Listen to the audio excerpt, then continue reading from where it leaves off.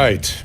Today we are talking about free speech and free thought with Greg Lukianoff. After I speak to Greg, we're going to bring Warren Smith in here, who took some great risk to try to see if he could get critical thought woven into the thinking of his young students. We'll talk about that.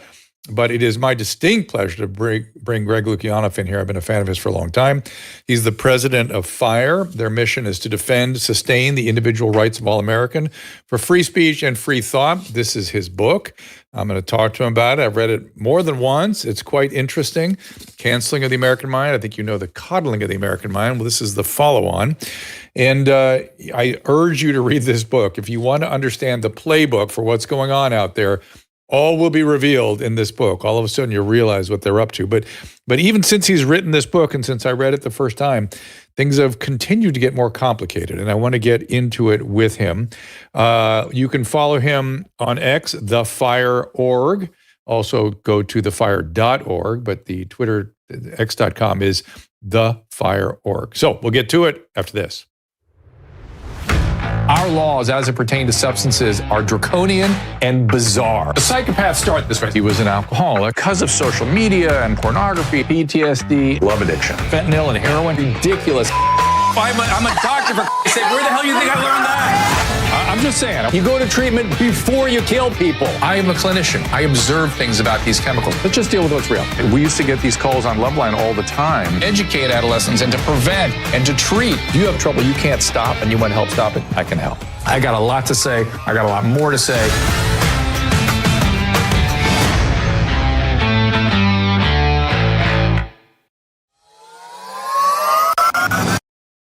Let's talk about aging, because everyone wants to know how to slow it down. For almost a decade, I've been taking a healthy aging supplement called True Niagen. This supplement boosts NAD. That's something that cells can't live without. It's done with a patented form of nicotinamide riboside called NR, or Niagen.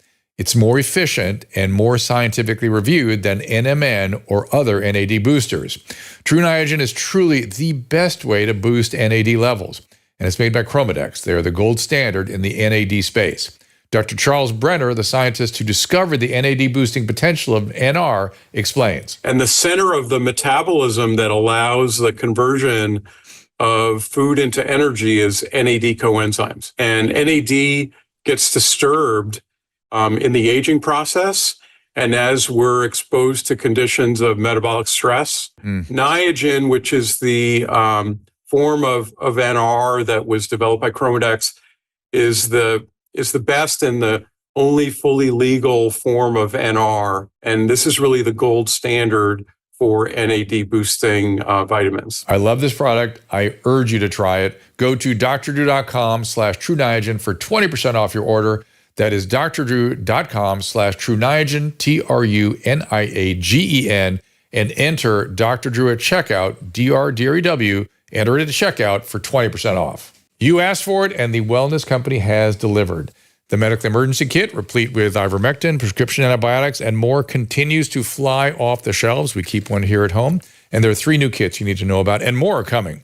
The Contagion Emergency Kit was inspired by the high demand for the medical kits. In that Contagion kit, you'll find ivermectin, hydroxychloroquine, antibiotics, budesonide, and a nebulizer. And a must for your next trip is the Travel Emergency Kit, something I made sure exactly what I give my patients is in this kit and some more. The kit includes remedies for jet lag, variety of infections, even GI ailments. Imagine your flight getting grounded anywhere, say even in the U.S., and you start getting sick. You do not want to be at the mercy of the U.S. healthcare system or any healthcare system. At home, we keep the ultimate first aid kit on hand. It has over 20 essential supplies and medications for situations when time is of the essence. Order one for your car and your go bag. Because these kits contain prescriptions, your purchase includes a telemedicine consultation as well as an instruction manual. Go to drdrew.com/TWC for 10% off. That is drdrew.com/TWC for 10% off all your orders. I'm very excited about these kits. Go to drdrew.com/TWC. So before we bring our guest in, just a couple of things. You know I'm an enthusiast. I'm actually the chief patient officer over at the Wellness Company. I'm an enthusiast there of getting things to patients inexpensively so they can be in control of their health care. just before the mics heated up, I told a friend of mine who was complaining about having gotten sick in France, of all places, and said, you need the travel kit. You should have had to get it right now. Get on TWC.com. Or what is our TWC.com/TWC. Thank you. Susan is running out of the room here. Thank you. And the other thing is our friends at True Niagen. We actually did an IV infusion of, we can't really talk about that yet, but we are huge fans. I've been on it for 10 years, and I've actually increased the dose. I'm taking it and I feel better. It goes right at the biology of aging. It's the only thing I can really point at and say that for sure, in my opinion. Who's aging over here? I'm just saying that's part of Not me. Now that you're taking part of the hashtag not me movement. Now that you're taking True Niagen. Yeah, the True Niagen is bringing me back to life, though. So, but look, if you ever have any questions, I'll be happy to really even talk about the biology sometime. But the NAD metabolism goes right at the oxidative state of the cell. It's the energy state of the cell, in the energy factory of the cell. And it's the one thing you can point as clearly associated with aging. NAD drops. NMN, I know, is very popular. It's further down the stoichiomic pathway. And if you start at the beginning and push with a good supply at the beginning, you end up with more at the end. So it's better for the chemistry. The data bears that out in the physiology. So I just can't say enough good about those guys. So anyway, here we go. Let me bring in Greg Lukianoff. As I said, I'm a big fan. His materials have informed me. I'm going to give you all his particulars on where you can find him. I gave the X site for the FIRE organization, which is the FIRE.org. You can follow Greg on G. Lukianoff, Lukianoff, and the FIRE.org on YouTube. Thefire.org is the website as well. Please welcome Greg Lukianoff. There you are. Welcome, sir. Thanks so much for having me. Been a huge fan of yours. My whole life. That's why we're talking about aging, Susan. He's a young man, but not that young. So. You were 5 when you started. Greg, I've been going back to law school when I started listening to it. Fair enough. You had some time at night. So Greg is the president of FIRE. FIRE is an organization that is one of the few organizations out there that is systematically defending our rights of free speech and thought, particularly on college campuses. The book is The Canceling of the American Mind. I recommend it most strongly if you want to know what's going on out there. Greg, I came upon you probably on Rogan or something. Were you on Rogan at one time? Is that true? No, but my co-author, John Haidt, has been on to talk about my previous book, Coddling in the American Mind. So I saw, and I'm a fan of his as well, and I saw Jonathan. Oh, he was great. He had, I think he brought up this book or something, and then Mark Andreessen recommended it. So I immediately went out and got. He also recommended a book on a biography of Lenin, which I also went out and read, and it was disturbing. The correlates with the present moment were deeply disturbing. And then I heard you on Lex Friedman's podcast. And then I reread the book. That's when I got the book and read it. And I was all in after that. I thought that was a great appearance. And I wonder if you can, without some of the detail that I know Lex got into, because I want to get into the present moment. They can always go listen to that Lex Friedman interview as far as I'm concerned. But just give them briefly your story. I know you had a major depressive episode in there and you had to find your way out. This is a very interesting story, and how you got to FIRE and where you are now. Yeah, I mean, first thing was I'm the weird law student who went to law school specifically to do First Amendment law. I'm a first generation American. My family fled the Soviets. I take freedom of speech very seriously, like a lot of what every American should, but a lot of immigrants particularly do, because we know how bad it could be back in the old country. I went to Stanford for law school. I took every class that they offered on First Amendment. When I ran out, I did 6 credits on censorship during the Tudor dynasty. I worked at the ACLU of Northern California. And FIRE, which was brand new at the time, found me to be their first legal director. And I became president in 2006. But partially due to the pressure and how frustrating it can be to be in the culture war 24/7, I got suicidally depressed in 2007. I was hospitalized as a danger to myself. And as I was recovering, I was studying cognitive behavioral therapy. And that's the way that you talk back to your own brain to not have these exaggerated ideas of catastrophizing, binary thinking, mind reading, all of these things. And I was learning how to make myself not depressed and anxious, and then wondering, why are the adults on campus? They seem to be like they're telling the young people to catastrophize, to engage in emotional reasoning and overgeneralization. But at least back then, the students weren't buying it. But then suddenly, like lightning hit right around 2014, students started showing up on campuses, and they were hostile to free speech, but they were also justifying their hostility through in a medicalized way. And it was all catastrophizing. It was all binary thinking. It was all these things that if you think this way, you're going to be anxious and depressed. So that was what led to my work with Jonathan Haidt and Coddling of the American Mind, where we made the argument way back in 2015 that the threats, the new threats coming from students to academic freedom and free speech were also going to make them miserable. And in my most recent book, we point out that the numbers are just overwhelming, that when it comes to cancel culture, people, basically anybody who tries to tell you that cancel culture isn't real at this point, you just should never listen to again.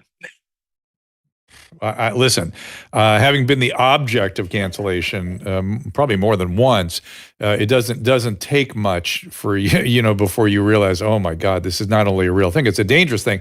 And I want to. You said it's medicalized in what was happening, and I want to lay a medical overlay on some of this.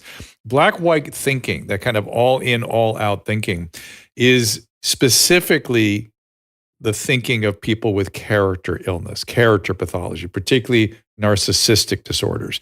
And narcissists have empathic failure, they have unregulated rage oftentimes, and they project. Like I was saying, if you're in that opening sequence, if you hear a narcissist say, you are, they mean really listen and hear I am. They project it out into the world.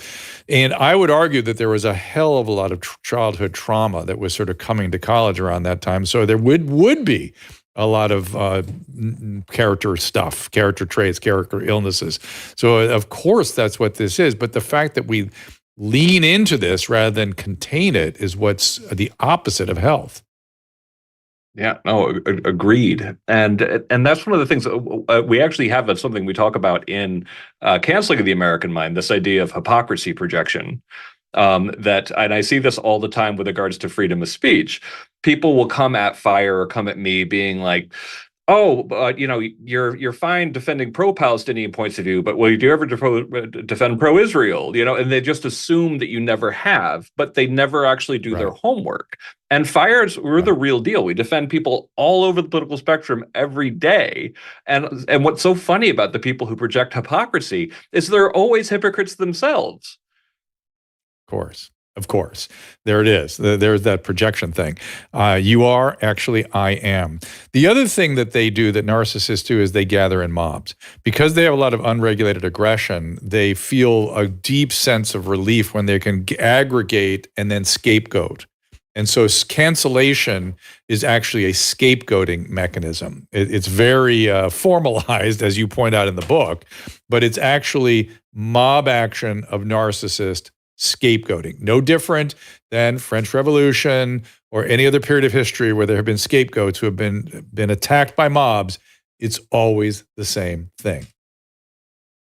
Yeah, and that was, and at first we saw sort of a little trickle of students targeting their professors, because it took a certain amount of chutzpah to actually start being like, oh, we're going to get our professors fired now.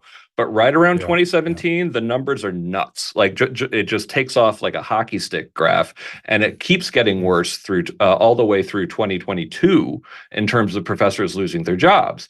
And when I try to bring home how bad it's been, I point out the standard estimate of how many professors lost their jobs under McCarthyism, under the 11 years of McCarthyism, is about 100, about 62 communist professors and about 40 more for other ideological reasons.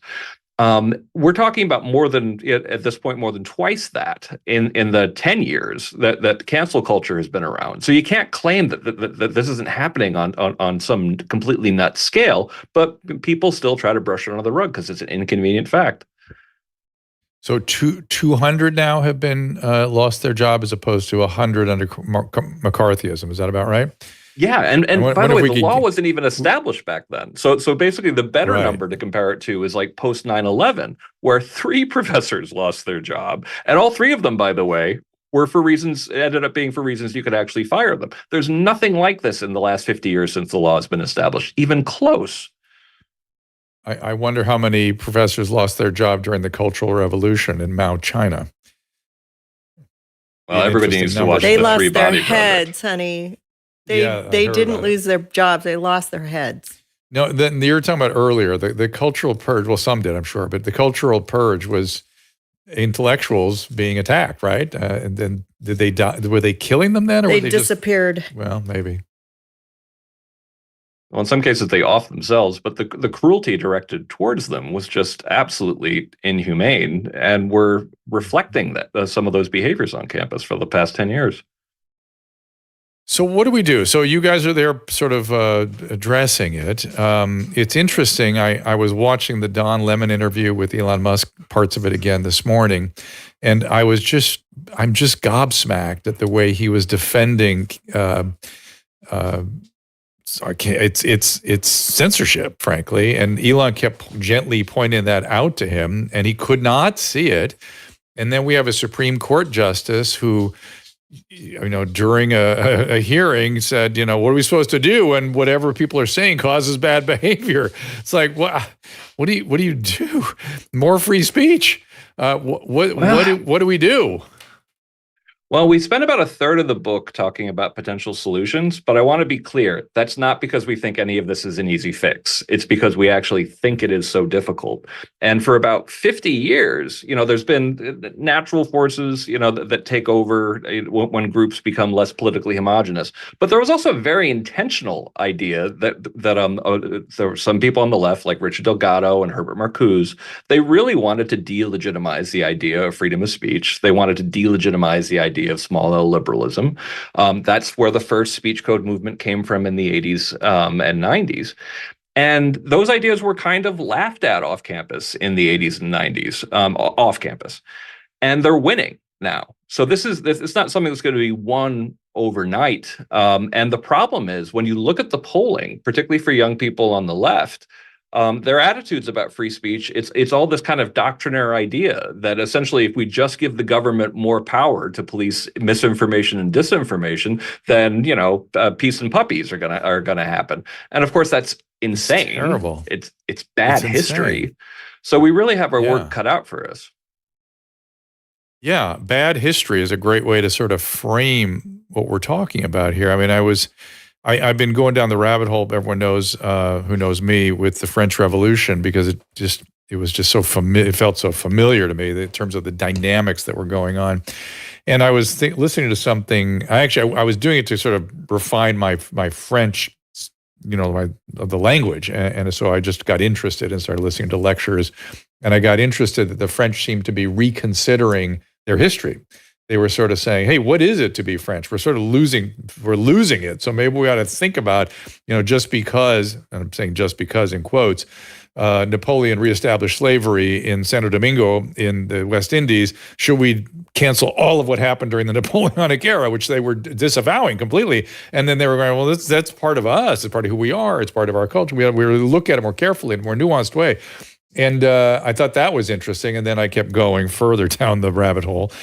And just yesterday, I was noticing that the fundamental tension between the Jacobins and the Girondins were centralized authority versus decentralized authority. I mean, there it was all over again. And the people that want centralized authority don't know that it was monarchs that developed the administrative state. They were the ones that feudalism, the term created the centralized administrative state. And then you want a bureaucratic version of that run by people. Well, there's tons of examples in history of that. It don't work so well. What do we do to get people to understand that they're modeling bad history?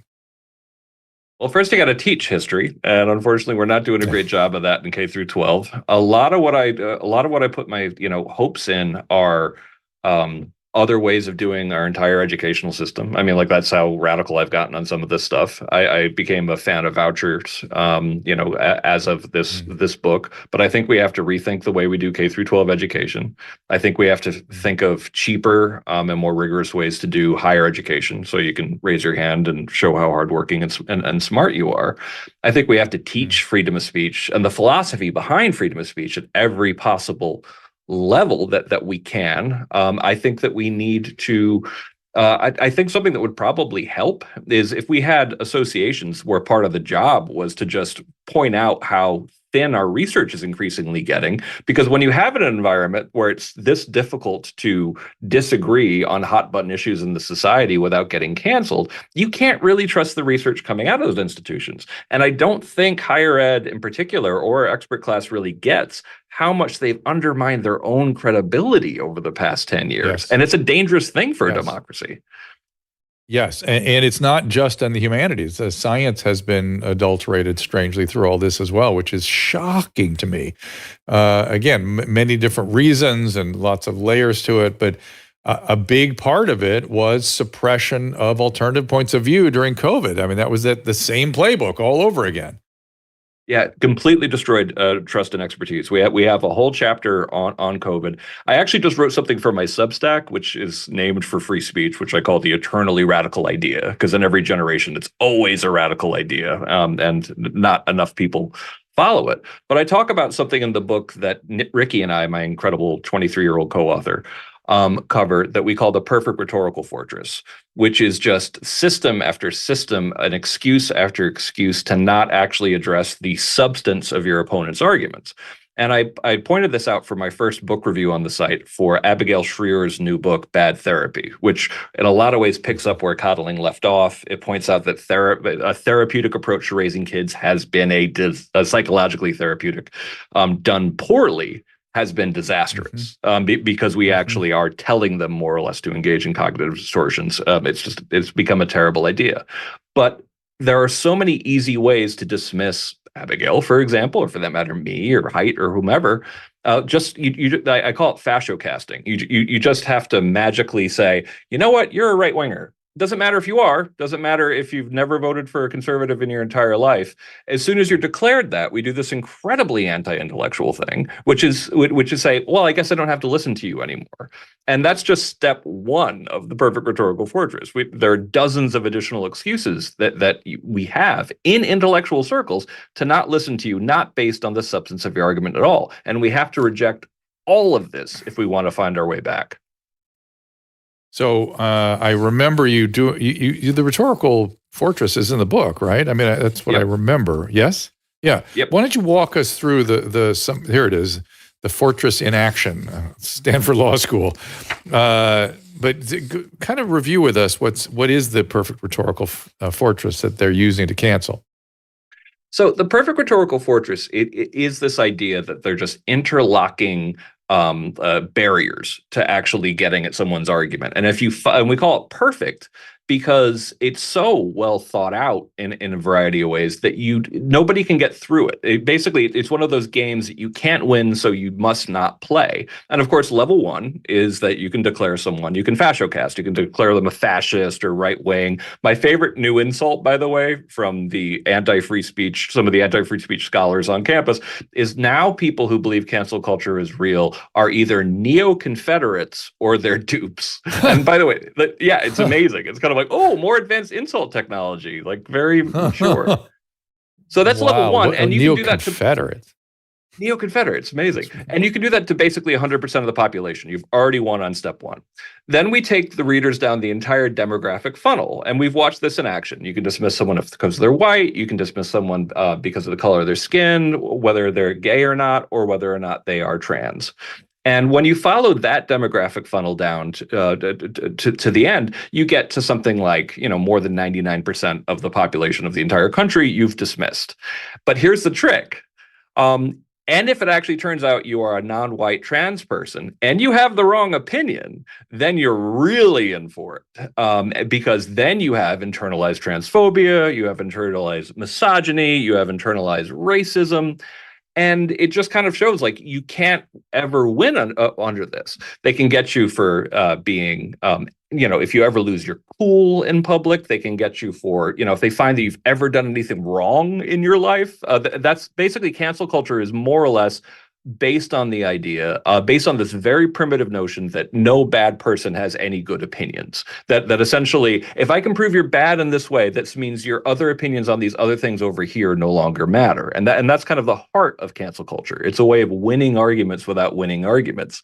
And the list just keep on going. And at the bottom of the list, the technique where you actually might be winning is when someone just starts darkly hinting that something, maybe they were right on this argument, but Dr. Drew, there's something that they're not telling you darkly behind the scenes why you shouldn't listen to him. Right. They'll just point out something, and you mentioned in the book the archaeology of that they do a lot of mining of the past to try to find those things. Offense archaeology. That's not my own term, but it's something that you see come up time and time again, and certainly with your show Loveline with Adam Carolla. There's got to be something in there.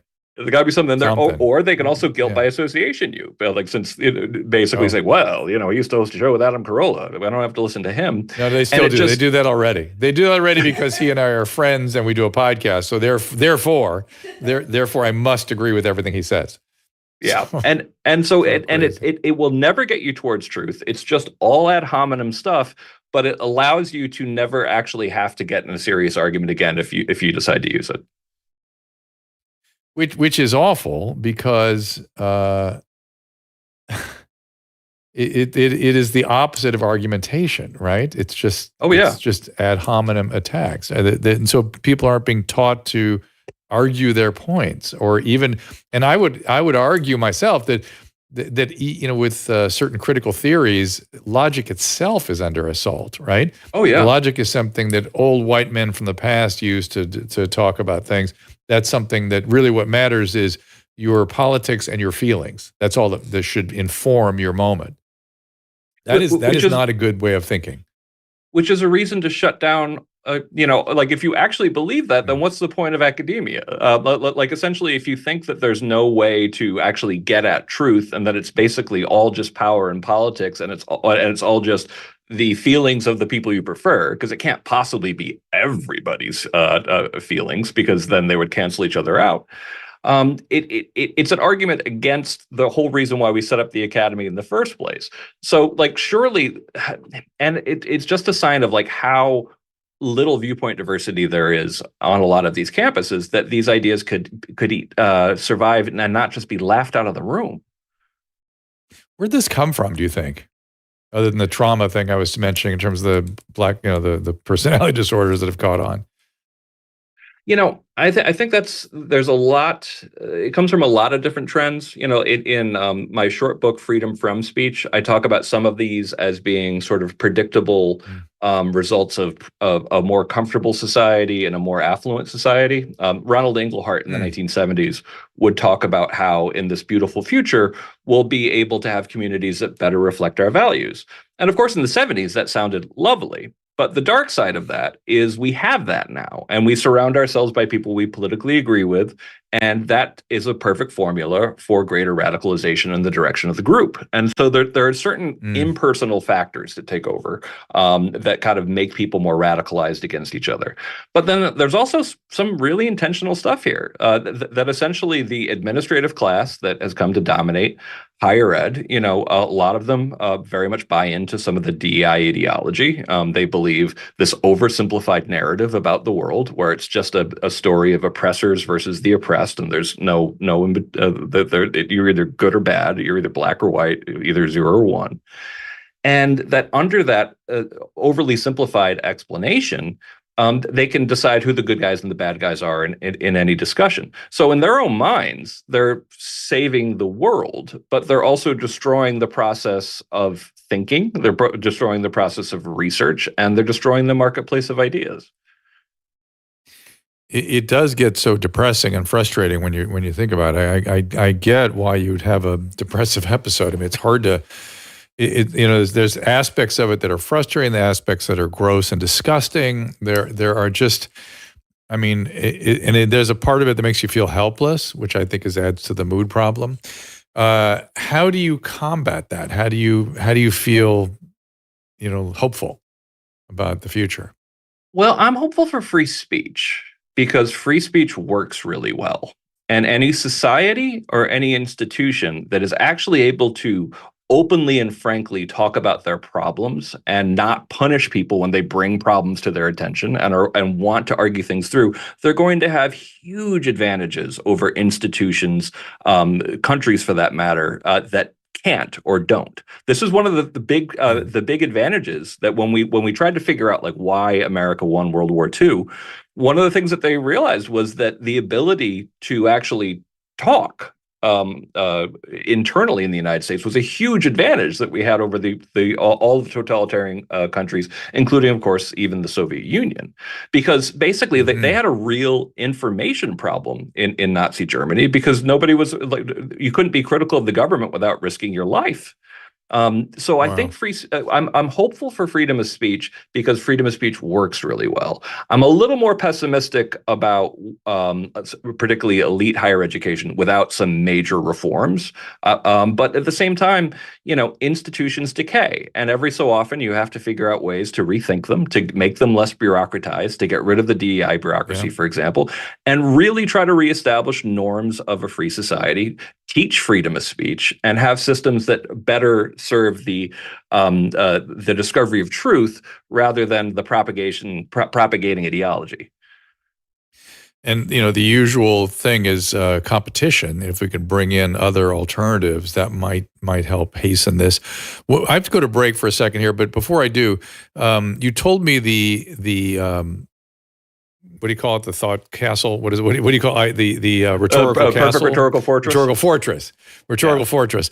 On the left, how does it work on the right? Because both sides do it. We call it the efficient rhetorical fortress because the perfect rhetorical fortress is just layer after layer. The efficient is actually very simple because one, you can declare someone woke or lefty, and I've watched like die-hard conservatives be accused of being woke if they think it's when their critics think it's useful. You don't have to listen to experts or journalists.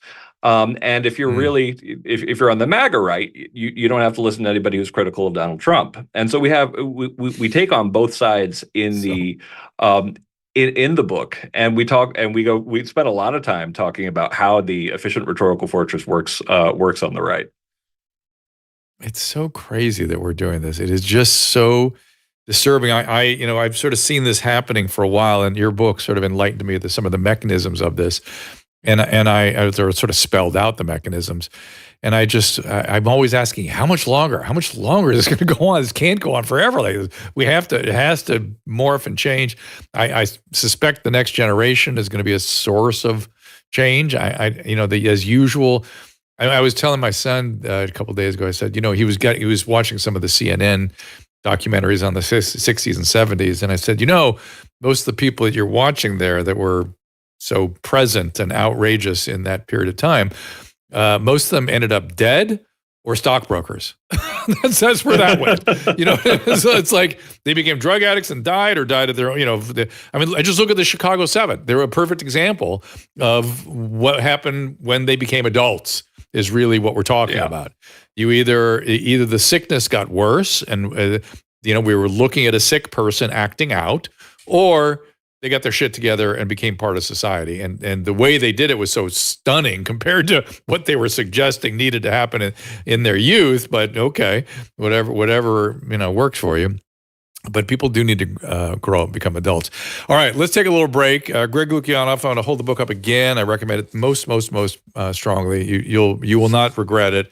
I've dog-eared it, I've underlined it, I've read it a couple of times, and it is the mechanism of cancellation. And if you've been the object of it, or if you've sort of seen it happening, what's that, Susan? You're over there muttering away. Okay, and she also wanted me to say, Dr. Drew TV is the free place to be. She likes that slogan now that Greg you've inspired that. So, Greg Lukianoff, follow him on. Try to get us censored. G. Lukianoff and the Fire Org are both available on X. You can find him there. We're going to take a little break and be right back with more Greg Lukianoff. Thank you. You could spend thousands of dollars and dozens of hours trying to look a few years younger, or you can skip all that and the hassle and go with what works, Genucel Skincare. Genucel is the secret to better skin. Their products are made in the USA using a proprietary technology that combines a naturally effective base with non-GMO ingredients. In fact, you might have witnessed the astonishing effects of Genucel during a recent unplanned moment of our show, when just a little Genucel XV restored my skin within minutes right before your eyes. That is how fast these products work. I know I'm a snob about the products I use on my face. Everybody knows it. Every time I go to the dermatologist's office, there are just rows and rows of different creams. Retinols, vitamin C cream, under eye cream, night creams. Scrubs. And then when I get to the counter, they're overpriced. All kinds of products that you can all find at Genucel.com. Susan and I love Genucel so much, we've created our own bundle so you can try our favorite anti-wrinkle creams, correcting serums, under-eye treatments. Say goodbye to those fine lines, forehead wrinkles, skin redness, even those dark under-eye bags. Women and men of all skin types, Genucel has got you covered. Order right now at Genucel.com/Drew to save 50%, actually over 50%, and you'll get a free luxury spa box plus free shipping. That is Genucel.com/Drew, GENUCEL.com/DREW. Susan has talked about how she has been struggling with thinning hair and using Provia. I'm so happy because Provia is helping me grow longer, stronger, and shinier hair, especially up on top. Thank you, Provia. A reminder that Provia uses a safe natural ingredient called Procapo. It effectively targets the three main causes of premature hair thinning and hair loss: scalp circulation, the delivery of nutrients, and healthy hair follicle anchoring to the scalp. Provia guarantees more hair on your head than in the shower or on your comb. And right now, new customers save over 50% plus free shipping on Provia's introductory package at proviahair.com/Drew. Every package includes a full 60-day supply of Provia serum for daily use, plus the Provia Super Concentrate for faster, more noticeable results. And every order includes your choice of a free gift. Provia works, guaranteed, or 100% of your money back. Don't wait. Order now to save an extra 10% and get free shipping at proviahair.com/Drew. Not Dr. Drew, just Drew. That is PROVIAHAIR.com/Drew. I'm going to spend a little more time with Greg Lukianoff, and then we're going to bring Warren Smith in to talk about changing minds and how he's gone about that. It's something that I'm very interested in. As I was saying, you can follow Greg at G. Lukianoff on X, The Fire Org on X, The Fire Org on YouTube, and thefire.org is the website. Greg, what's on your radar going forward? What do you what's on your crosshairs now? Well, one thing that we're trying to get schools across the country to adopt is something called the Calvin Report, which basically means that universities will take institutional neutrality seriously, that we're essentially, rather than talk about every issue that's going on in the world and showing their bias because they'll talk about some and not others, to just say, no, like we're the host to the critics, we're not the critic ourselves. This is not our job to decide, what your politics should be. That's establishing an orthodoxy. So we're doing that. And one of the coolest things that we've been able to do over the past couple of years is our campus free speech ranking. It's a big, expensive project that we do, and we've been able to do it with about 250 schools around the country, where we do the largest survey of student opinion ever done each year, because we get it's bigger each year. And we evaluate schools according to what their speech codes, professor cancellations, student cancellations, and deplatforming. And we did, when we did it this year, by the way, Harvard finished dead last of all the schools in the country that we evaluated, about 250. University of Pennsylvania, second to last. But some other schools like Michigan Technological University and University of Virginia, Auburn University, and University of Chicago actually did quite well. And I think that that's one of the ways, by using some amount of market forces, we can really help the situation on campus by telling people, listen, if you want free speech, you might be barking up the wrong tree. Well, do you want to pay $80,000 to send your kid to an institution that is going to suppress any critical thinking? You didn't University of Chicago end up towards the top in the book? Wasn't it? Oh yeah. University of Chicago is quite good. Not good. Oh, no, but it was not good in the book, right? No. University of Chicago was number one actually a couple of years ago. Oh yeah. University of Chicago has been great on academic freedom and free speech. Of the most elite schools, it's probably the best one you can go to. And that you do rank them all in the book here. I mean, this is that, right? This is that same phenomenon. This is just that's from 2 years ago because we couldn't get the new survey up in time. But University of Chicago still does quite well. Harvard's never done well. And as a reader, you read average, and I think to myself, average amongst a group where things are so bad, average is not necessarily good. You know what I mean? No. And so if I were sending kids to school again, I would really be very concerned about spending all the money for that, for unclear purpose, particularly. And I was sorry to see, scientific institutions like MIT didn't rank so great. I don't know where Caltech was or Harvey Mudd, but these are elite scientific institutions that have to be objective about everything. That's what science is objectivity. A friend of mine, I work with a good scientist over at the wellness company. He said, we were talking about something that we were looking into, and he goes, as it pertains to this, the null hypothesis is non-informative. And I thought, that's how to think scientifically. That's all you can say. You can develop a theory when the null hypothesis is informative, and when the null hypothesis is not informative, move on to another experiment or maybe another hypothesis. That's science. And this idea that, science has something in its crosshairs as it's developing its theories, that's terrible. That's just the opposite of science. I think there's a great, when people say believe in science, like the my God, best response is, it's like, no, that's the most unscientific thing you could say. But what I tell people is belief has no role in science. You shouldn't use the word believe. It's either, either the evidence bears it out or it doesn't bear it out. And if it does, you develop something that's a theory that may or may not approximate the truth. And it may not. And be prepared that your theory may be antiquated at some point. And that's it. That's science, period. And there is consensus. There's such a thing called scientific consensus. Mm-hmm. But unfortunately, that's been so adulterated lately. I worry about that even. It's just been so thoroughly. By the way, scientific consensus is built on, guess what? Free speech and attacking each other's opinions. I mean, it gets very vigorous in the scientific community. But now it's, no, you shut out anything that isn't part of the canon. That's not science. Yeah, and that's the whole idea of Jonathan Rauch's liberal science, the idea that that we can take from the scientific method ways to get at truth from not even outside of scientific truth. But one thing that you can't have is it can't just be limited to what feels nice. Like, that's insane. That will only get you further away from or you believe. Believe too is another thing that doesn't have any place here. But you mentioned cognitive distortions a couple of times, and I've heard you talk about CBT and the importance the role it played for you, and I'm guessing you apply it sort of in terms of your argumentation and the things out there in the world in terms of trying to get people to get out of their loops.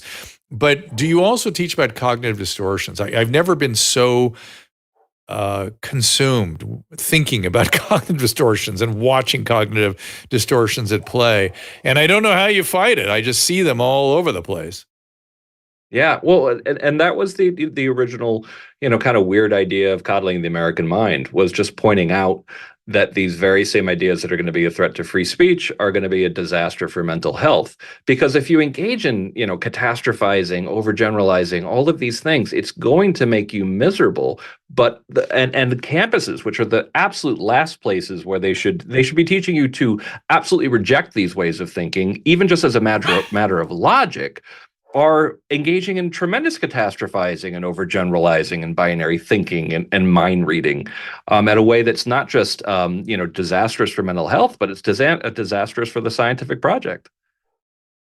I just Googled cognitive distortion. I'm going to just go over the top 10 or top 10 common according to looks like Skyland Trail or something like that. So all or nothing thinking, right? That's a distortion. I think people are all good or all bad.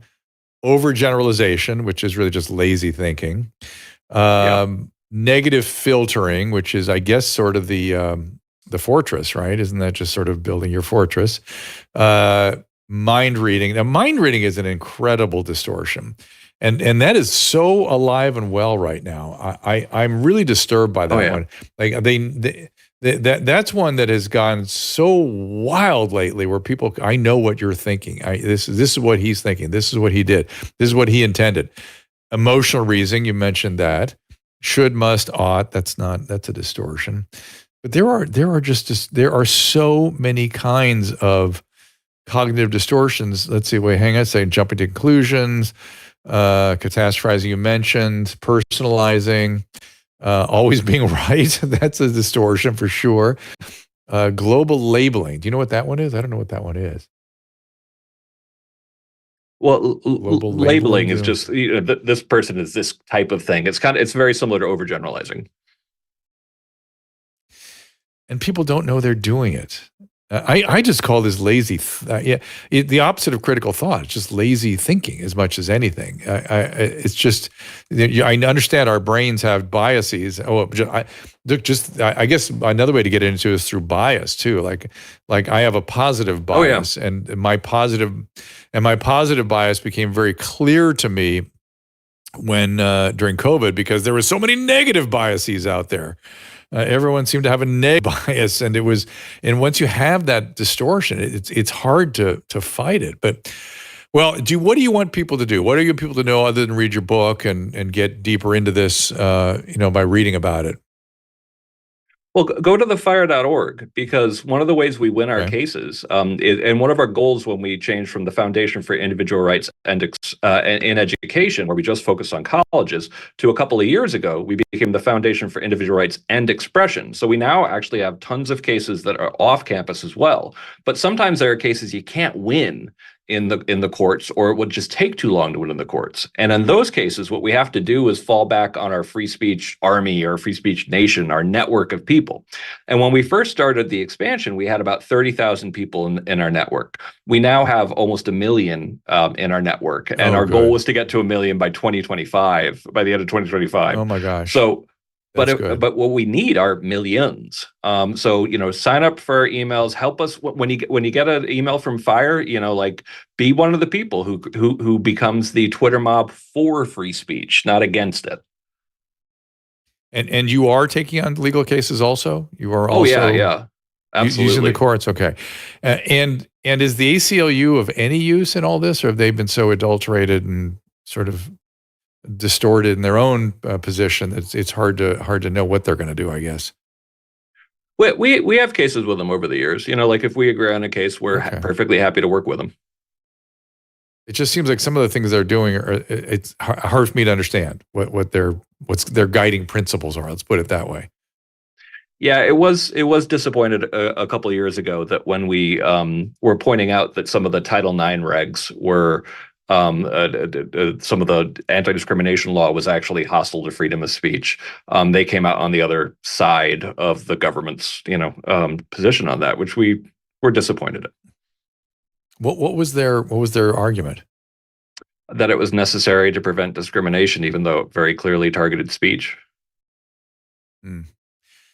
All right. Well, I guess this tension will go on for a while. The fundamental tension, of course, of centralizing versus decentralizing. People, please read your history on this. It is a catastrophe when somebody out there, whether it's a monarch, a dictator, or a bureaucracy, has control over your life and your thinking and your education and your speech. It's just such a freaking disaster. And I just, you gave me a little bit of hope by telling me that your group, your army is building. And I think that's what we need, is people who understand what's going on, who support you or support an organization of their choice. And read the book, Canceling the American Mind, if you want to know what's going on. I really am grateful for you for writing this book, because it did help me. When you can understand what's going on, you feel a little less helpless.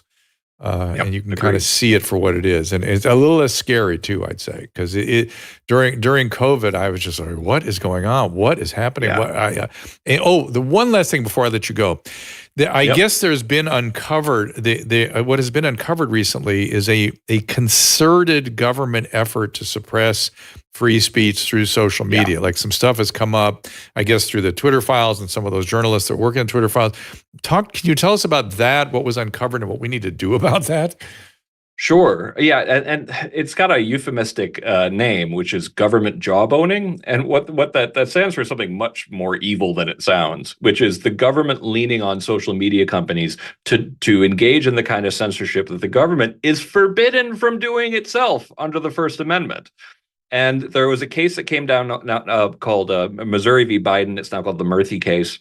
That's before the Supreme Court. We've been advocating that absolutely we need to limit the power of the government to lean on private entities to engage in censorship. And embarrassingly, there were other First Amendment lawyers who came out and said things like, well, we're really limiting the free speech rights of the government to what? Pressure TikTok, pressure X, or pressure Instagram to censor opinions they don't like? That's insane.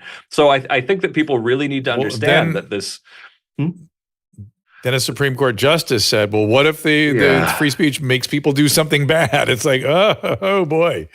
She said this is really tying the hands of the government. I'm kind of like, what do you think the First Amendment is there to do? It's what the purpose of the Bill of Rights is to tie the hands of the government. How can people not understand that? That to me was, everybody, the limiting government, Bill of Rights, so we limit government's influence on us. That was the purpose of this country. Are we saying this country is no longer having any usefulness?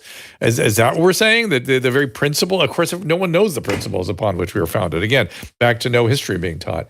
So are you, Aaron Cariotti is a friend of this show and a friend of mine, and I would say, and so his march to the Supreme Court with the Missouri v. Biden thing has been top of mind for me all the way along. And boy, he and Jay Bhattacharya, who I know is also involved with this, and a friend, these are poster children for the excesses. These are monumentally exceptional, brilliant, ethical professionals who were profoundly mistreated by our government through its minion. And the minion just happened to be social media.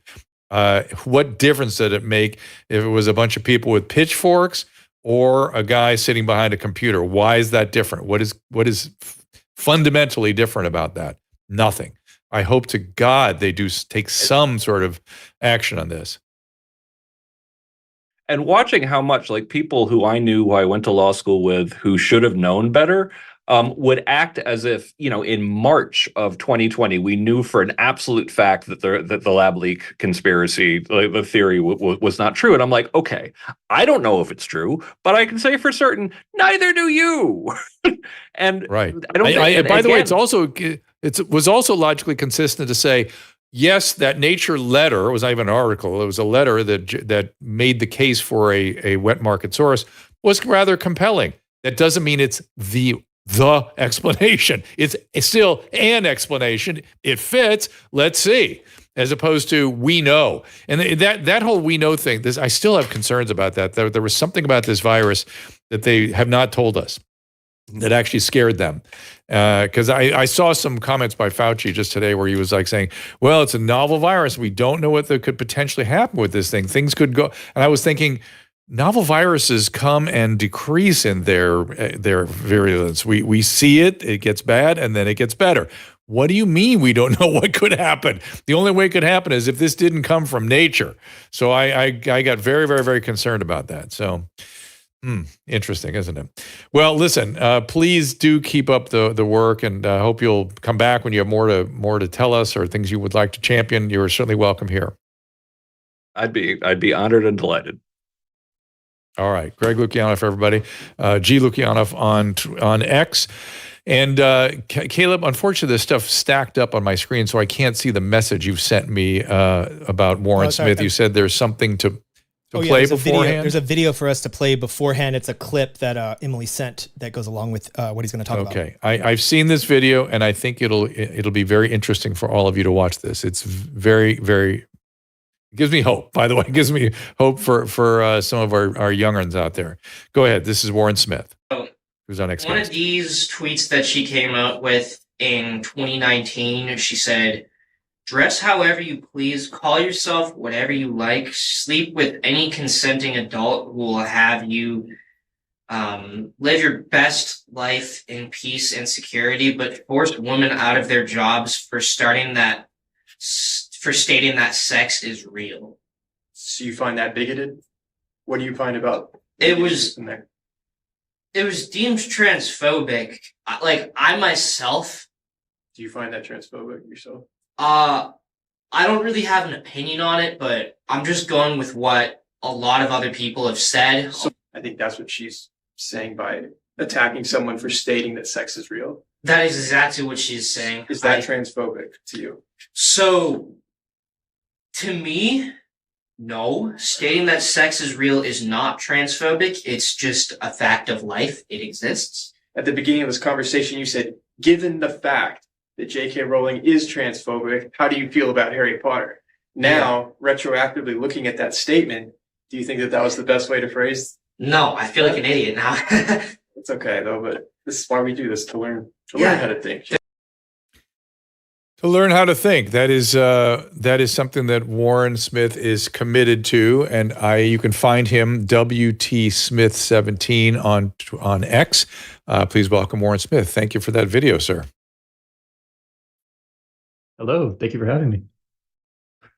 So the one thing I noticed about first of all, you're a good critical thinker and you're a good teacher, but you really keep your cool when you're sort of being, you're being subjected to what my last guest calls the rhetorical fortress. They start looking for just ways to dismiss any conversation.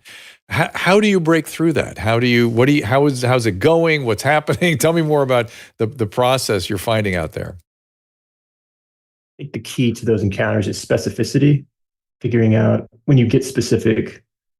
It's amazing how the dynamic shifts, because often presuppositions, when they're presented, they're just broader generalizations, and people don't often have specific examples at hand, or they haven't thought through it. That changes the entire dynamic.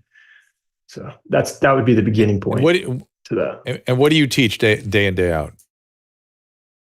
Day in and day out, I teach multimedia and filmmaking at Emerson College, multimedia full-time at high school as well. So that's how we ended up with working on camera.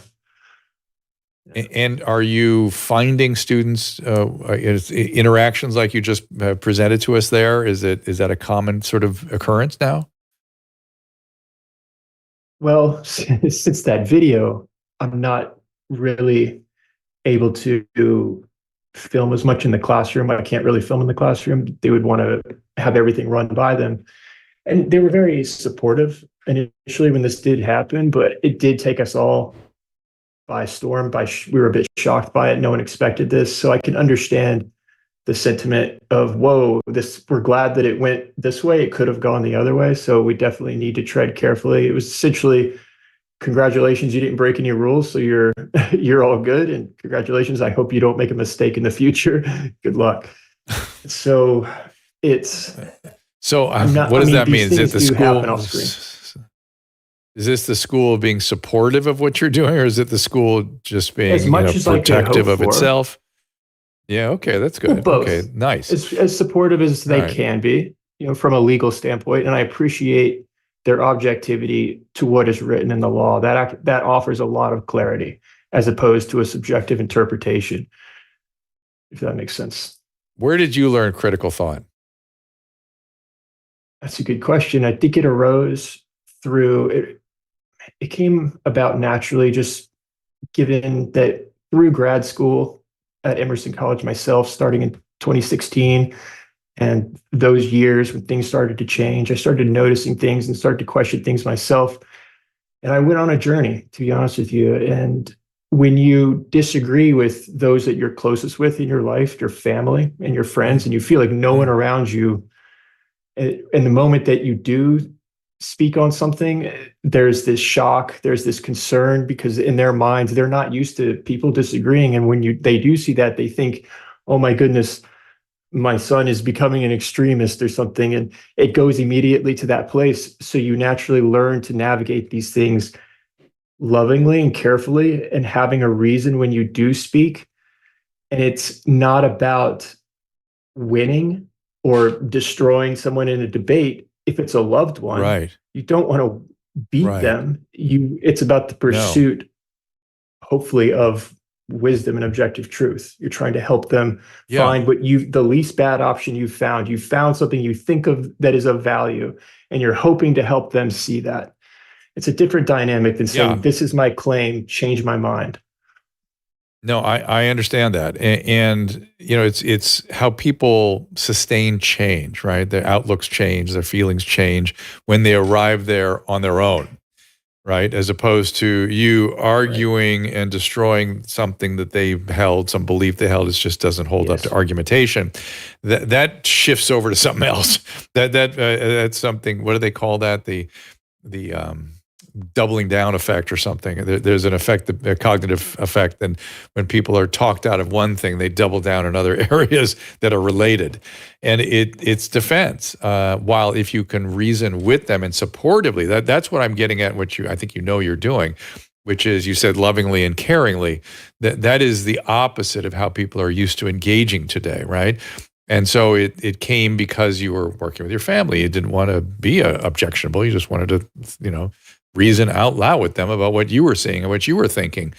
What is it about sort of questioning things that are just sort of accepted, much like that kid in the video things are just so. What is it about that that's so radical? Why do people immediately run to, you're a bad person, you're a radical person? Is that just part of what they're used to building in terms of their rhetorical response? Is that if I can convince myself that you're a bad person, a radical person, we don't have to get into this because you're just a bad person? That's part of it. Because when you can't contend with the logic, and suddenly they're being faced with scrutiny where they have not been faced with scrutiny before because they've never encountered anyone to disagree with on that. Well, when an argument can't contend with logic, the most simplistic tactic is to neutralize the conversation. We see this in various forms often.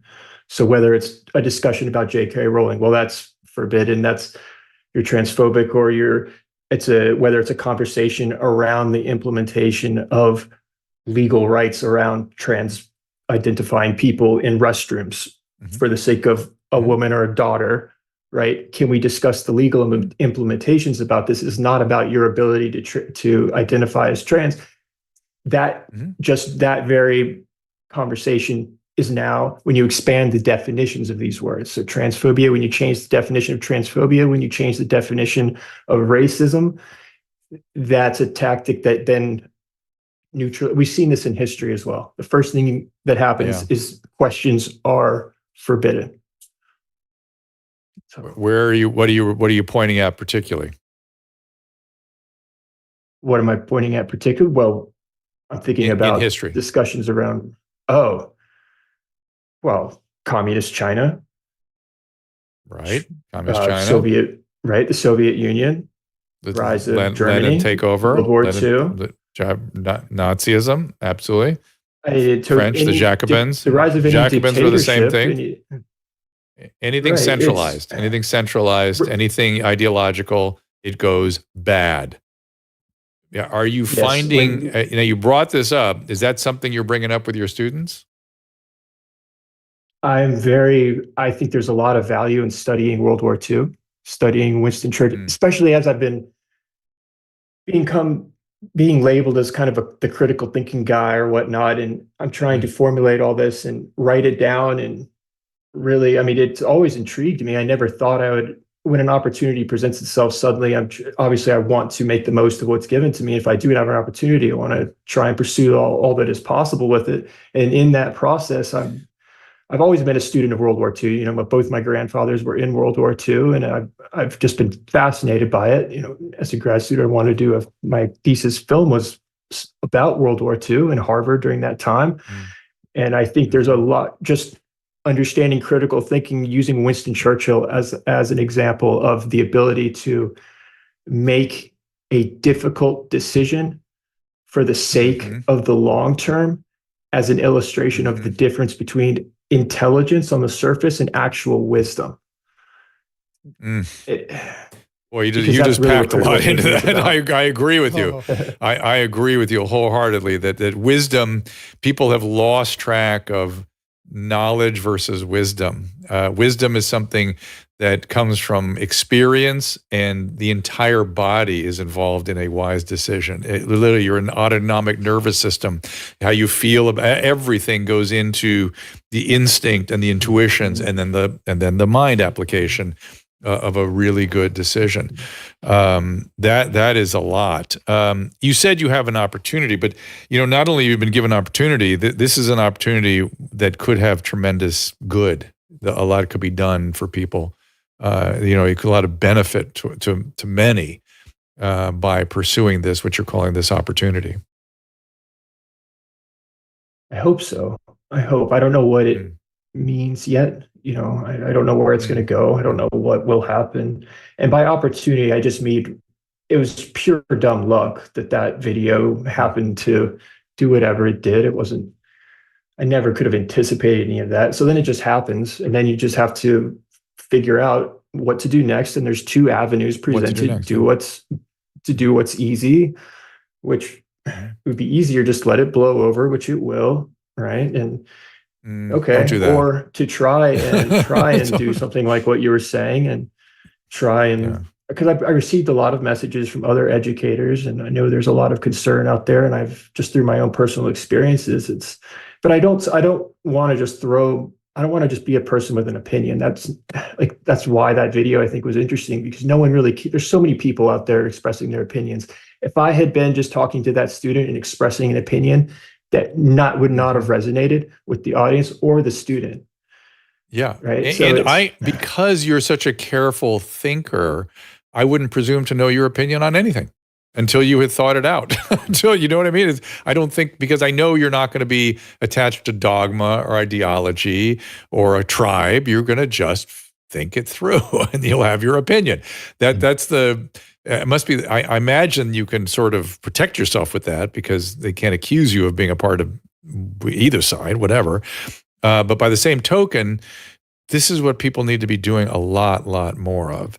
Now, you said you're having these kinds of conversations without being filmed, without them being public. Are they changing? How's it going? You're kind of the critical thought guys, so they may want to engage with you in ways differently than before. But what's the experience as it's moving along? What do you seeing change? Go ahead. I think to be honest, most of my students are pretty oblivious to all this. They don't really think of me as the critical thinking guy. It's just something online. People that are, if they're looking at that stuff, they might be interested in it. But I find that students, when we do this, when I do start talking about Winston Churchill, or a student asks me, what's the difference between, I keep hearing this word socialism and fascism, what do these things mean? When we do talk about these things, their eyes kind of just light up, and suddenly you'll have 6 students in my little multimedia room that are, normally not that, suddenly they're stopped and they turn and they're watching carefully and they're just quiet. And so I'm not sure how to articulate what's happening there, but you can feel the class it it's a film class, right? It's essentially a film class. It's not at Emerson, I teach film producing from script to screen, which includes screenwriting. So that's where my fascination with storytelling and how we make sense of the world through stories and story structure and archetypes. Studying that. But I mean, my first year of high school teaching, I was teaching things like journalism as well. Just because they needed someone to teach those things, I was never really expecting to do that. But it's really just how to work with this ever changing landscape of working with technology, art using technology, digital art, you could say, but working with camera, podcasting, it's an exciting format. But think about it. Think about this. Why it leads the conversation. It's just interesting to me, and the reason I had you describe the class, that this is the class where critical thought is having sway and has an opportunity to take hold.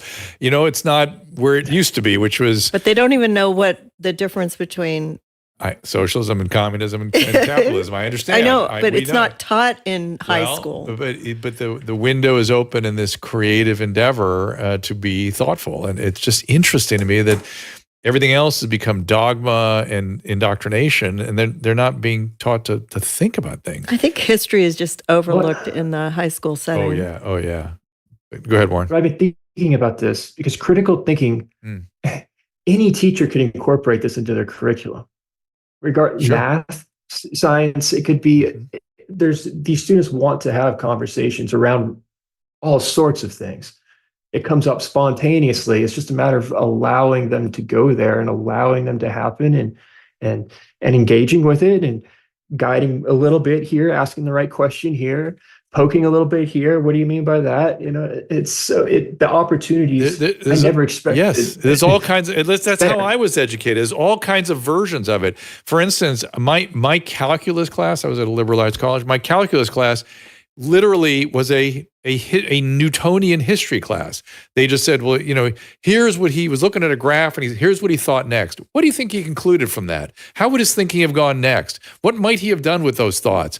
And we tried to come up with the calculus in the room. And then as we came up with the calculus, well, look what he found next. And here's what he was thinking. What might he have thought after that? And oh my God, I had trouble learning calculus until I was in that class, and I've never forgotten anything because of it. Rather than trying to memorize differential equations or integral equations, I had a historical arc. And by the way, I struggle with problem solving along the way, which is another way to get your brain to change. But it was a historical arc of where this came from. And this thing we're applying, I'll go apply it in physics class later. Doesn't matter. Where this thing came from is no one teaches anything like that anymore. Yeah. And it all connects to philosophy as well. You could ask a student, okay, when we're doing mathematics, is a mathematician, when they make a mathematical breakthrough, are they creating that mathematical breakthrough, or are they discovering something which already existed in the same way an archaeologist discovers something? How is it that these patterns exist within our world? And these patterns are no different than the things that we're talking about, whether you're debating a political conversation or critical thinking around J.K. Rowling. These patterns exist beneath the words that we're using. And that's fascinating to me. And there's me too. And there's many ways. And then you can get into neuroscience with that and talk about the brain and what the patterning is in there. I mean, this is the point. This is how these things connect together. Look, Brett Weinstein. You know who Brett Weinstein is? Speaking of canceling, Brett, who was canceled. So Brett was telling me that when he was at Evergreen College, every semester it was one class that you spent the whole day doing exactly what you're talking about.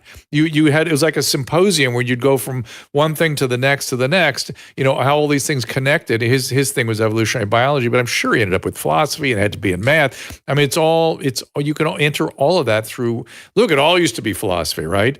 That they used to call the physics was in a philosophy text, right? And the psychology was in a philosophy text. So these things have very close relationships, and it's all this instrument up here in our skull that sets most of it up. But listen, I just wanted to say thank you for allowing us to share in that video. I hope the young man that was the object feels good about it. Does he? Oh yeah. And I asked him before I never expected anyone to see it. I just shared it on my little YouTube channel, which is kind of my little teaching portfolio, some past teaching and some film projects. And he was fine with it before I shared it, though we didn't expect anyone to really see it. We thought maybe 50 people would see it. Yeah. And he's a smart guy. What is your YouTube channel if you'd like people to go there? Yeah, it's Warren Smith Secret Scholars Society. Or at Secret Scholars. Warren Smith. Sure which one would be easier to search? Okay, at Secret Scholars. Is that also, what are you showing us there, Caleb? 33 million views. Elon Musk highlighted it. What? 33 million views on that I was clip. going to just ask. I was going to go, by the way, how many views did it have? Yeah, with 30. Well, that's just Elon's retweeting of it. That's the entire world. Did J.K. Rowling, literally. did she respond to this at all? Did she interact at all with this? I'm not sure. I didn't see anything from her. Oh, okay. But there's so many people watching it. How would you know? But I would. Yeah, that'd be she seems really to be cool. on this topic. She's So awesome. I think they used to call your position verisimilitude or something like that, or there were words they used to. Verisimilitude, I think, is a little different, but Scholar. It was Well, it was just no. It was words about keeping. We in medicine we called it equanimity, just maintaining your sort of cool during all of this, and just sort of going through it with people. Yeah, Caleb. The best thing about this, Drew, is that I have no clue anything about Warren's politics. I don't know anything about which side of the aisle That's he's on. the point. This is the whole point. Absolutely. This is what education should be. Yeah. It shouldn't be about like the beliefs of the teacher. It should be about what's right, like freedom of speech. And think how truncated their education is if they've never been given an opportunity to think stuff through like the way Warren has challenged them. So listen, keep it up. There should be a whole school behind you. Please write it down or create a video or more movies or more something. You have an opportunity here to make a difference. Obviously, if Elon Musk is retweeting your video, you Use that brain power for good. Views. And a lot of people appreciate it too. And again, it's not just teaching critical thought. It's the manner in which you're going at it, which is what makes it digestible. Creates the opportunity for people being able to adopt what you're doing and begin to re-engage. And this isn't even argumentation. It's just thinking together. Really, I wish more colleges had great thinkers like this. Even in the podcasting class or whatever. You're not going to get the brightest bulb in the pack in that class, but no offense to all the podcasters out there. There's a podcasting class? Yeah. What do you mean? I mean, teaching media and stuff like that. But I wish more professors really thought about stuff like this and weren't so far to the left in all their we don't care about glorious. Which side. I don't care which side, frankly. I don't care. But they're always pushing the beauty of communism and socialism in these colleges, and they're not even. You know what I mean? They don't teach everything. They're willing to arrive there, but they've got to just tell them what this is and how it works and what the alternatives are. Right. It's not just all. And why Winston Churchill had such a different idea. Why did he not go for socialism? Why wasn't he not? And to what extent did he think it was a decent idea? It'd be interesting to hear his thoughts on that. That should be a class in every college. So, all right, Warren, keep it going, my friend. I hope you'll come back when you have more to share. Yeah, thank you so much for having me. I really appreciate it. You bet. Well done. Thank you. Absolutely. Thank you very much. You bet. And it was a perfect, what I think the Italian word is ancilla for Greg Lukianoff, which is, addressing what is going on with free speech. I mean, what if somebody tried to cancel him for daring to have that conversation that he had? But I think again, it's hard if you maintain a good, if you don't get defensive, you can not. It's harder to go with the ad hominem stuff. So. Which is funny. I went to college later in life, and I'm just going to personalize this because I'm not that well educated, but I did get a BA at UCLA when I was in my almost 30 years old. And I remember just having to give back whatever the professor said in order to get a good grade. I remember you saying that. And I was just like, well, I have to go to the left, even though I don't agree with everything, but I know what he wants me to say.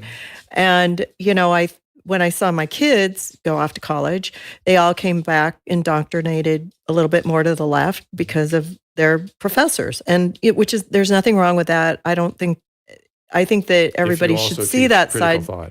I wouldn't have seen that side coming from Newport Beach like ever in my life, There's a lot of Go Bruins going on the restream. Go Bruins. But I did see, we kind of had to reel them back in, to say, listen. Reality did that. They're smart. COVID did, because then they realized that we were all being trapped. The excesses of COVID got through to people. Well, yeah, fortunately. But Caleb? Oh no, I was saying I remember in college my favorite professor, his classrooms would always get full, like those miniature little stadiums at the college. The college itself wanted to kick him out, tried to get rid of him every year, but the students learned so much history in his classes that they couldn't get rid of the guy because the students would always rally and support behind him. So there are students out there. I guess that was 10, 15 years ago, but they like professors like Warren. I hope his students are rallying around him to defend him right now. Well, he apparently is being well received. That's what he was saying. That's one of the things I was worried about, that he was going to get silenced in some way. But it's great. Might be swinging back. So, or something. I don't know. It's hard to know. Yeah, but I just saw this big push towards communism, and our kids were coming back and like, communism is great. I was like, what's great about it? Tell me. I don't know. Better than Wade. I don't want to have to work ever again. It's like, Interesting. All right. Well, listen, let's get the schedule up for upcoming guests. There we go. Keith Abelo is an old friend, psychiatrist. Jennifer Say is going to come back. She's got some new clothing lines. Drea De Matteo, you know her from The Sopranos. She will be in the studio with us. Robert Barnes on April 2nd. Steve Van Fleet. Ed Dowd's Kelly's going to step in and take over on April 3rd with Ed Dowd. Vivek Ramaswamy comes back. Ivor Cummings, again, Emily Barsh has been Thank you, Emily Barsh, killing it with the schedule. And I don't know how she does it, but you guys all are the beneficiaries because she ended up booking. I am certainly the beneficiary. And I really want everybody to see the studio, okay? Because we have a new, we were fortunate enough to get a sponsor named Nanlite. Let's see, that's this. No, is that and this camera? And Caleb we have a few cameras now. We're going to have this one. Guests. So that'll be my shot when I'm talking to Drea when she's in here. And actually, I'm going to have a different microphone. I'll have this microphone over here. Yeah, and we'll have that shot as well. The mic's not. There we go. We'll have that shot as well. And then go back to Caleb or Susan to the other one. So when I'm talking to Drea, who's going to be sitting right there, you'll be looking right down the barrel at us. So there we go. I'm so excited that all carefully lit and structured. It's finally there. A bunch of people. And Susan's been killing it. Yeah, we want to have some good guests in studio and not be embarrassed. Not be embarrassed. It's not the Wayne's World studio anymore. It really did kind of start that way. With the tan couch. We had a couch in here. Me and Bob Forrest just sit on it with the holding mic. Oh, we actually had headsets with a microphone on it at that point. And it was interesting. And it evolved. And COVID sort of pushed things along a little bit. That's what helped it evolve into something. And then Caleb, so if we could get some local guests. And he got Susan on board. I didn't know what the hell they were talking about. But thank you, Nanlite. And we hope that if you're building a studio or if you need lights, check it out. Go to nanlite.com. And do Nanlite. Nanlights, that's lights behind us here. And are these up here too? Yes, everything. All of them. It's all new. Oh my goodness. This is an incredible every angle. System. And we had somebody come in and really tune it up. And then there's these sort of long nan tubes. I don't know if that's what they call those are behind me. Nano tubes, and they're long fluorescent lights. So now we have, instead of the $25 outdoor lights, we LED lights. We actually have it looks so cool. The whole room is just lit up like Christmas. It's so beautiful. So there we go. But thank you, Nanlite. So we will be in here tomorrow at our usual time at 3:00. That's Jennifer Say and Keith Abelo. I've been talking to Keith in a long time. I'll be really interested to pick his brain on what he thinks is going on these days from I think he's even has some psychoanalytic training. So it'll be interesting to hear what he thinks about the sort of American mind. We'll get into that and other things. Mañana, we'll see you at 3:00 Pacific time tomorrow. Thank you, Joe Fink. It was a... Ask Dr. Drew is produced by Caleb Nation and Susan Pinsky. As a reminder, the discussions here are not a substitute for medical care, diagnosis, or treatment. This show is intended for educational and informational purposes only. I am a licensed physician, but I am not a replacement for your personal doctor, and I am not practicing medicine here. Always remember that our understanding of medicine and science is constantly evolving. Though my opinion is based on the information that is available to me today, some of the contents of this show could be outdated in the future. Be sure to check with trusted resources in case any of the information has been updated since this was published. If you or someone you know is in immediate danger, don't call me, call 911. If you're feeling hopeless or suicidal, call the National Suicide Prevention Lifeline at 800-273-8255. You can find more of my recommended organizations and helpful resources at drdrew.com/help. The parallel economy has empowered us to care for our health, well-being, as well as longevity. Likewise, for us pet parents who now have a place to go when it comes to keeping the family dogs, cats, even horses in the best shape possible. As a dog dad, I'm thrilled to be working with Pet Club 24/7. A company founded by two guys who lost dogs to serious conditions, including cancer. Pet Club 24/7 has an incredible array of products, including a line of supplements for humans, such as the Inforce Plus Coreolus Versicolor and Inforce Coreolus Versicolor with reishi. My friend and colleague, Christina Ferrari, a cancer survivor herself, swears by it. When I was diagnosed, the doctor in the emergency room told me, you have 2 years to live. Oh, boy. Along with the stem cell, I took these. I have been in remission for 8 years now. For dogs, Mush Puppy treats are a fan favorite. Rex, oh boy. Oh, he came right. Oh, there he is. They are also made with the Coriolis versicolor mushroom, which supports their immune system according to hundreds of clinical studies. Here's Kristen Ludlow, National Vice President. That strain does matter. We do have the most potent strain, and we also extract it in a proprietary way. And that's why we've been having such wonderful experiences with these products. Mush Puppies are made here in the U.S. There are no fillers. It's non-addicting. Your dog can't accidentally overdose. Go to drdrew.com/petclub247 for a discount off the list price. That is drdrew.com, PETCLUB 247, Pet Club 247.